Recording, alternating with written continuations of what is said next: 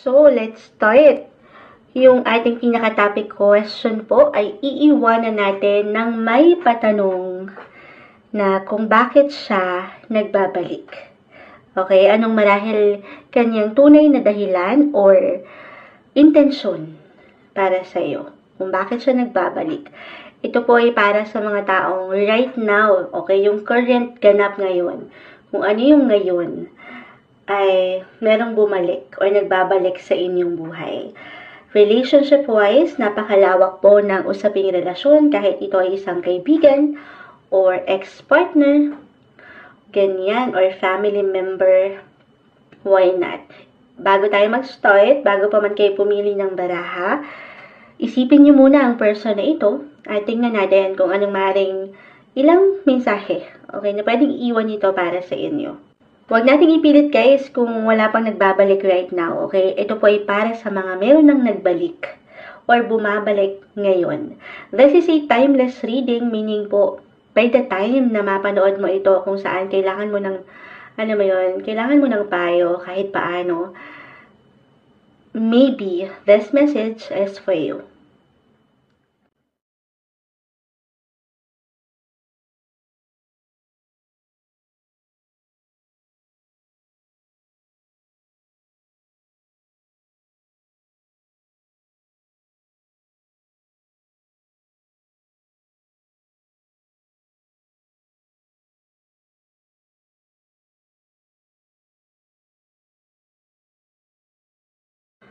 Hi, Group 1! Bakit siya nagbabalik? Anong dahilan at tunay na intensyon ng taong ito? We'll be straightforward sa ating reading today. Ito na ang inyong card na napili or yung set of cards. Pero bago natin yan buksan, kuha muna tayo ng ilang messages gamit ang tarot. Okay?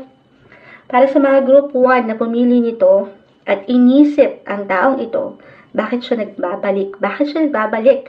Ayan, message. Group 1. Group 1, bakit siya nagbabalik sa iyong buhay?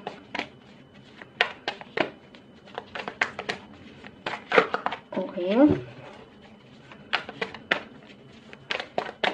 Group 1, ayan na. May isang bumagsak lang, isa pa lang. Medyo mailap ang baraha. Group 1. Bakit ito nagbabalik? Eto tayo ng ilang messages. Judgment card. Ang unang bumagsak. This one is in reverse. Ayan na. Six of Wands and the Two of Pentacles. Lahat sila naka-reverse. Reversal cards. Pero hindi naman po ibig sabihin ay hindi okay agad. Okay. Meron lang tong kalakip na mensahe. And sa true lang, right now, maaring gusto niyang humingi, eto, diretso tayo, humingi ng kaliwanagan, or paliwanag, or even closure para sa ilan. Ito yung unang mensahe, okay? Hindi kailangang kumonekta agad para sa'yo. This is a general message. Just only take what resonate po pa rin, okay? Pero yung pinaka-unang scenario ko, parang gusto niyang malinawan, o maliwanagan. Ano daw mo dyan? Lalo pa para sa ilan sa inyo, kung saan nagkaroon kayo ng ilang imbalances before, yun bang, kahit sa simpleng tension, ayan, or nais nitong magpaliwanag, or meron siyang gustong i-heal, pahilumin na ilang sukat, kasi meron na siya ditong, para bang umaangat yung pakiramdam niya na, kailan ka pa niya harapin kung kailan ba huli na? Alam mo yun, lalo pa at umaangat sa taong ito ngayon, yung ilang aral. Maaaring meron siyang ilang realizations, lessons, na para bang higit na siyang nagiging mature right now. Yung maturity. Kahit pa, the Two of Pentacles, may pagkakataon na andito pa rin yung pagdududa. Or even yung takot. Yung tendency ng kakulangan pa rin minsan doon sa pakiramdam na maging aware siya kasi may pagkakataon umaangat ang emosyon. Okay? Pero gusto niyang maituwid itong ilang pakiramdam na ito. Kaya nga po, marahil ay nagbabalik siya sa iyong buhay. The Six of Wands, napakagandang indikasyon na merong selebrasyon. Okay? Maring meron kayong isa-celebrate sa mas practical, kaya siya umuwi or bumalik sa buhay niyo. Mapakaibigan man ito guys, or ex-friendship, ex-partner. Ayan. Merong selebrasyon. Or meron kayong events, party, wedding na atinan. Yung ganun. Why not? Sa mas practical pa, if ever hindi pa rin yun mag-apply, when it comes to money, finances, for some, meron siyang itutuwid dito. Maaring meron siyang ilang gustong pahilumin sa part na yan. Meron siyang gustong kabayaran or mabayaran. Or meron, yun nga, reversal tayo. Maaring siya itong gustong merong makuha sa'yo or bawiin, yung ganon. Or ikaw itong, siya itong merong ibabalik sa'yo. Medyo nagulansi mo siya dun. Dalawa lang yon. Either, halimbawa sa pagkakautang, okay, ayan, ikaw itong merong pagkakautang, kaya siya nagbabalik. Or ikaw itong may tama ba? Ayan, naguluhan na naman si Moonchild. Sabi ko na, planet Mercury is currently in retrograde. So, mekos-mekos ang messages ngayon. Pero, alam ko nakuha niyo ako doon. Kung sino man yung may pagkakautang sa inyo, ikaw man o siya, yun yung maaring dahilan. Okay, kaya siya nagbabalik. Para sa ilan? Hindi ba dito may something monetary or value? Pero parang gusto niyang may balance ang ilang bagay-bagay. Nang nasa wasto. Lalo pa kung andito yung pakiramdam niya. Ito, when it comes to love, sabi ko nga yung wedding, why not? Baka mag-apply ito sa inyo. Para sa ilan, pagdating sa love life. Or meron siyang gustong i-celebrate. Merong achievement na gusto niya kasama ka niya. Pareho kayong mag-celebrate together. Kasi alam niya, ikaw yung kanyang mas higit na, o mas umaangat na reward. Alam mo yun, gusto niya lahat kayo mag-celebrate together. Ayan. Andito yung kumbaga destiny. The judgment card ay narito. Kahit pa sa mga panahon na hindi pa klaro o hindi pa ganun kabuo dahil wala namang perfect na sitwasyon, na relasyon. Okay, tingnan na natin itong set of cards or group number na inyong napili. 1. Tingnan natin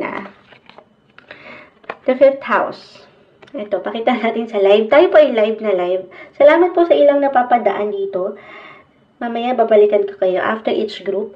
5th house in astrology, dito pumapasok yung na-mention kong celebration. Okay?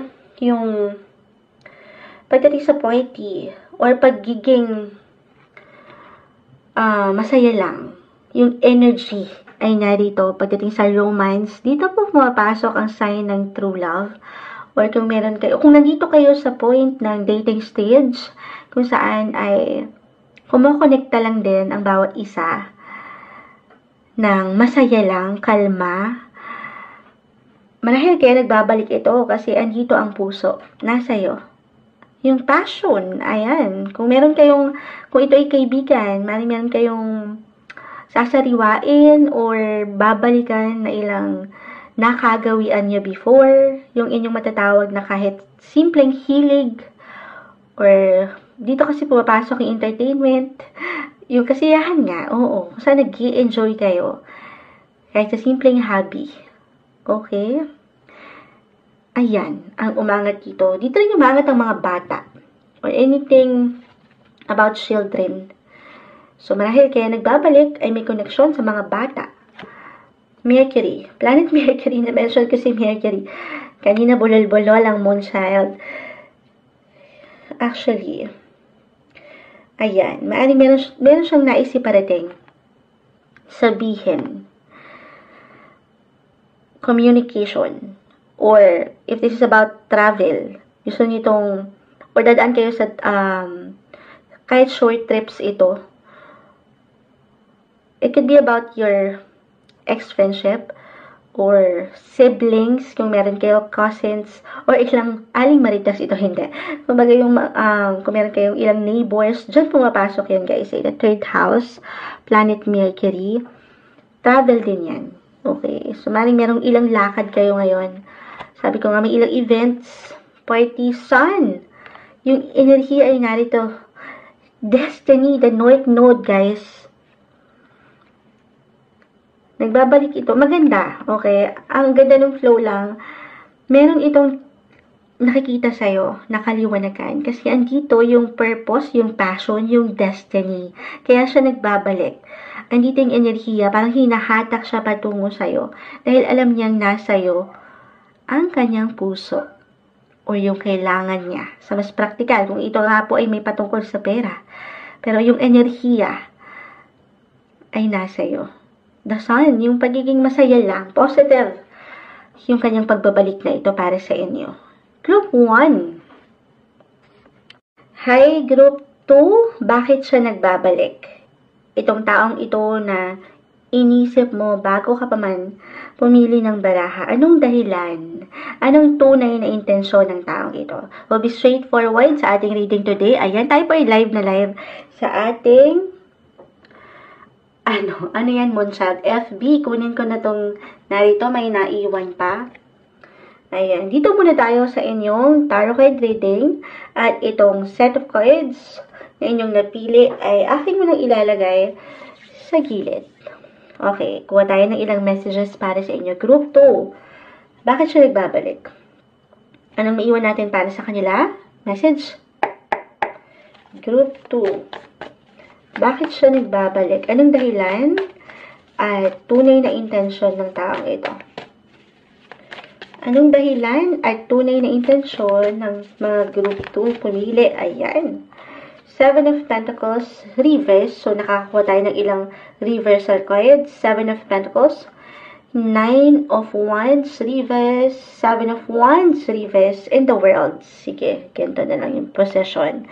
I know sa live, hindi po napapakita yung pag-spread. Huwag po kayo mag-alala. Ito naman po ay i-upload din natin. 7 and 7. So, maring ito pong magbabalik ay someone na naging malapit talaga, tumatak sa iyong buhay. It could be an ex, partner, relationship, or even ang inyong mga napangasawa, husband and wife. 7 sa partnership, napakalawak niyan. Kahit itong ilang matatawag niyong naging partner in crime or partner in business, yung ganon. Pero, relationship-wise, sino man ang nagbalik na ito? Group 2. Gusto nitong, ayan na, the world. Gusto nitong merong makumpleto. At yung kumpleto na matatawag niya na, this is it na, pansit. Ito yung taong kukumpleto sa akin. Ay ikaw. Okay, kaya siya nagbabalik. Maaaring ito po ay para sa ilan, ay nasa ibang lugar, nasa ibang bansa. The world ay narito. 7 of Pentacles, 7 of Wands. Gusto nitong ipaglaban yung ilang laban na hindi niya napanindigan. Kaya siya nagbabalik. Kung saan gusto nitong subukan ulit, gusto niyang mag-invest ulit sa'yo ng energy or ng money. This is a general message po. Just only take what resonate. Kasi 7, sa 7th house in astrology, napakalawak po niyan. Ulitin ko, it could be about your partner in business or work, or partner in life, relationship, marriage. Pero definitely, gusto nitong sumubok ulit. Kaya siya nagbabalik. Mag-i-invest ito nung love, nung energy, nung power, sa anumang kakayanan niya. Kasi alam niya, or sa pakiramdam niya, ikaw ang makapagpabuo para sa kanya. Ng kanyang buhay, ikaw ang buhay niya, ikaw ang mundo niya, the world ay narito. 9 of Wands, ito lang. Maaaring ito yung ilang hardship, ilang struggle na napagdaanan niyo na before, or napagdaanan niya personally, kung saan ay nagkaroon ng, yun nga po, hindi kadali ang challenge sa kanyang buhay. At sana hindi ito yung posisyon o sitwasyon kung saan right now ay hindi siya physically, mentally, or even financially okay. Kaya siya bumabalik sa'yo dahil alam niya na ikaw meron. Okay? Ulitin ko, tayo ay general message. Maaring sa ngayon, para sa ilan sa inyo, ay nangangailangan ito. Or may pangangailangan ito. Meron itong gustong mabuo. Okay? Or mabayaran sa mas praktikal kung ito ay may patungkol sa pera. Na hindi kadalian. Okay? Pero andito naman yung paglaban niya. Gusto niyang ipaglaban yung posisyon na ito o relasyon ninyong dalawa. Kaya siya bumabalik. Agad-agad, yun yung pinaka-message. Tingnan natin itong set of cards na yung napilay group 2. Bakit siya nagbalik? Anong dahilan? Okay. Fourth house. Fourth house in astrology is about family. So, parang ito nga po, yung na-mention ko. Pamilya, asawa. Okay. Biglang nakita ko yung comfort, yung cooking. So, parang namimiss na nito yung mga luto mo. Ano daw? Parang nagugutom ata ang mood. Charot. Hindi, ito, pagkain na naman. Nandito yung alam niyang sigurado siya at nasa iyo yun. Yung security at yung stability, yung comfort. Ayan. Yung feelings ay nasa iyo. Kaya siya nagbabalik. 7! Nagulat naman po ang moon siya. 7 ang umaangat dito. This is an angel number. Napakaganda. 777. Lucky number about your relationship, partnership, and marriage po. Okay, or kung kayo hindi maka-apply doon, matatawag yung partner in life. Sabi ko nga, partner in crime, your best friends. Pwede rin naman. Pero dito po yung pagka-balance, mutual, yung harmony, gusto nito ng peace of mind.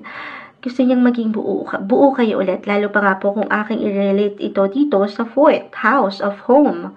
Kung hindi kayo naging okay, I mean, merong naghiwalay para sa ilan, or merong nasira na tahanan, nasirang pamilya. Gusto niyo itong buuin ulit yon, kaya siya nagbabalik. Okay, medyo 777. 2. Second house of income, money, finances, possessions. Or sa mas practical, yung value. Okay? So, kung ito po ay about sa pera, kaya nagbabalik dahil kailangan ka niya right now in terms of money. Na alam niya, ikaw yung makakatulong. Okay? Saturn. The 9 of Wands. Ito yung challenge na aking na-mention. So, may ilang scenario tayong na-get, nakuha. If it's about your money, may nagbalik ang taong ito para mabuo yung kabayaran or ang perang ito na naging part nyo or naging involved kayo together. Nasabi ko nga sana hindi ito something kaya bumabalik to kasi meron siyang gustong kunin sa'yo or balikan. Alam mo yun? Pero if this is something na pagkukulang mo, reversal tayo every time.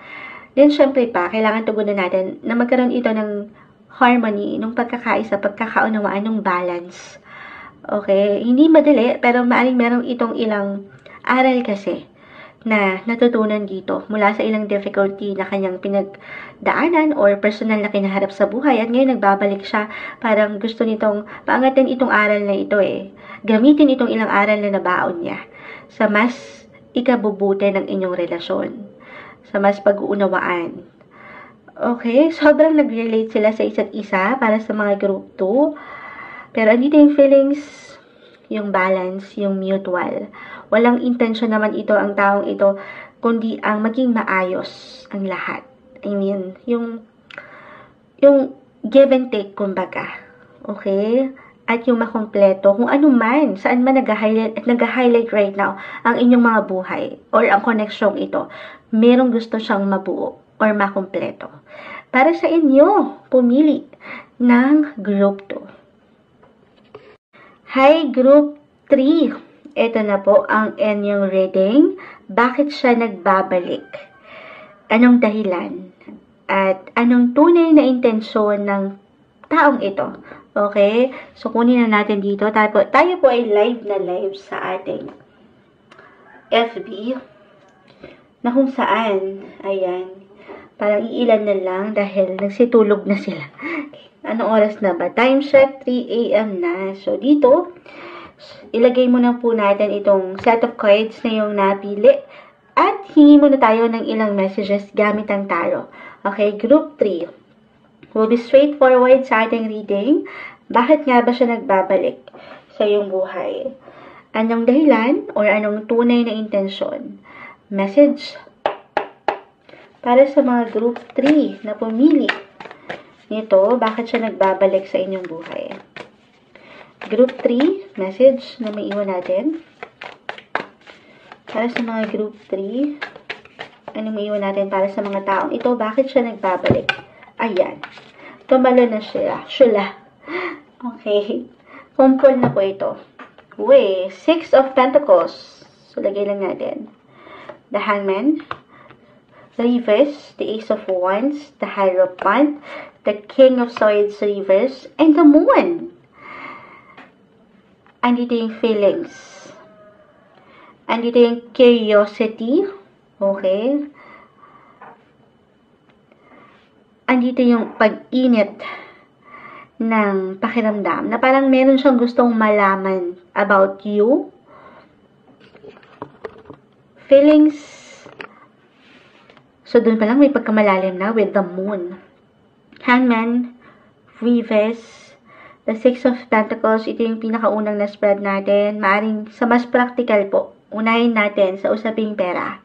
Maaring meron itong gustong ibigay or ibayad sa'yo, or reversal tayo every time. Actually, kung nakapakinig kayo from 1 hanggang sa inyong grupo, may indikasyon ng pera. Kung saan, tayo po ay general reading, just only take what resonate. Wala man itong involved na money or something value. Pero kahit sa simpleng enerhiya, okay, meron itong gustong ibalik or ibayad or ibigay sa'yo. Kaya siya nagbabalik. Again, reversal. So, maring kaya siya nagbalik dahil kailangan niya na itong kunin sa'yo. Okay? Hindi naman kailangan laliman yung bawat messages ni Moonchild. Although, with the Moon right here, may pagkamalalim din talaga. Yung feelings ay narito. Yung attachment or yung commitment naging malalim. Kaya siya nagbabalik para sa ilan sa inyo. May pagkainip pa nga. So, maring ikaw itong nainip na, or siya itong nainip na rin. Kaya naman, siya na yung kumbaga, nag-approach or lumapit sa'yo. Ito na yung alam niyang paraan. Okay? Kahit paminsan or naging matagal talaga ito for some na hindi nabigyan ng pag-aksyon. The King of Swords ay narito. So, okay, talagang guys, yung action, parang natenga. Kung na-stop ang ilan dito sa emosyon or sa sitwasyong ito, natagalan at parang hindi na umasa pa. Merong hindi na umasa. And it could be unexpected for some na out of nowhere, ba't nagbabalik to? Yung ganun. Pero sa true lang, kaya nagbabalik kasi na-attach. Naging malalim, aking uulitin, yung commitment o yung partnership na ito na meron kayo. So, napakalawak na usaping relasyon. Sino man ang taong inisip mo, pero andito ang kanyang pakiramdam. So, sinusunod lang nito yung sa palagay niya ay tama sa ngayon. Kaya siya nagbalik. The Hierophant, isang indikasyon na maaaring ito mayroong involved na anything related to religion or education or dito sa tradition, yung nakasanayan nyo na. For family members, halimbawa, kung merong magbabalik talaga dahil merong ikakasal or merong something ganap sa inyong relihiyon or sa inyong tahanan, yung nakagawian sa nakalipas, maaaring meron kayong babalikan or binabalikan sa ngayon. May ilang bago, something bago, kaya siya bumalik or nagbabalik. At ito umaangat yung hindi lang feelings, pero yung curiosity, yung kanyang mindset ba. Maraming katanungan, maraming gustong i-explore or bigyan ng pag-aksyon ngayon. Lalo pa kung natagalan yung kanyang pagkawala or itong pagka-stuck sa pakiramdam. Pero andito ang puso. Andito yung tiwala na kaya siya nagpapalik dahil alam niya na ito na. Okay, ito na yung tamang panahon or pagkakataon para sa inyo na mabuo ulit yung sapat na tiwala sa inyong connection. May pagbibigayan, merong give and take, ayan. Sabi ko nga, merong mali-receive, may pagtanggap. Kaya naman kabagal ito. or maaaring napagdaanan na ito ng ilan sa inyo, yung ilang proseso, yung process of waiting sa sitwasyon or sa commitment nyo. Sige, tingnan natin itong set of cards na inyong napili. Okay? Oh my! Nagulat naman ako, guys. Ito, hindi natin ito nakita. Sinafal ko ito maputik. Bago pa man kayo pumili ng baraha, the moon, ay narito the moon, guys. Moon child. Okay, so, natigilan si moon siya doon. May pagkamalalim po. Andito yung pagiging sensitive. Yung homey feeling, kaya ako na-mention yung family.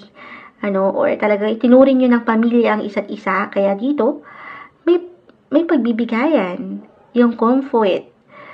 Ito yung mga nakagawian na aking na-mention. Yung inyong nakalakhan. Kahit over the net lang ito for some of you na magkaroon ng connection. Alam mo yun? Or maybe isang message para sa ilan, lalo pa kung malayo kayo sa taong ito or malayo kayo sa pamilya. Marahil kailangan rin marinig, why not connect? Okay, reconnect dito sa ilang malapit sa inyong puso. Quality time din, kasama sila. Kasi umangat yung pakiramdam, yung pagmamahal, kung saan kayo ay komportable at buong-buo ng kasapatan. Okay, moon, guys. Planet Pluto. So, ito yung ilang about sa religion na aking na-mention. Dito rin yung pumapasok or anything may kaugnayan sa inyong mga spiritual connection. Maaaring may ilang transformation, may ilang changes na, sabi ko nga, na kayo'y naramdaman. Lalo pa kung matagal kayong nagkalayo or hindi nakikita, may ilang pagbabago na. Pero may pagsabay naman. Okay, or maybe isang message kasi may ilang bagong simulain po eh. Isang mensahe na papaangatin yung yung pagsabay sa ilang cycle na ito ng buhay. Yun lang din naman ang ating magagawa. May pagka-intense ang group 3, may pagkamalalim na intense ang planet Pluto, guys. May pagka-extreme, may pagka-obsess. So, love. Definitely, andito yung love. Yung concern, kaya siya nagbabalik. Yun yung intensyon. Third house.